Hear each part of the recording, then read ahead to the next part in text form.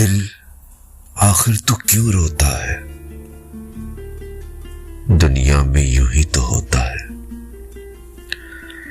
जब जब दर्द का बादल छाया, जब गम का साया लहराया, जब आंसू पलकों तक आया, जब ये तन्हा दिल घबराया, हमने दिल को ये समझाया, दिल आखिर तो क्यों रोता है? दुनिया में यूं ही तो होता है।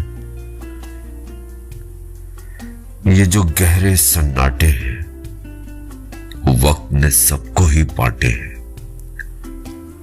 थोड़ा गम है सबका किस्सा, थोड़ी धूप है सबका हिस्सा। आंख तेरी बेकार ही नम है, हर पल एक नया मौसम है।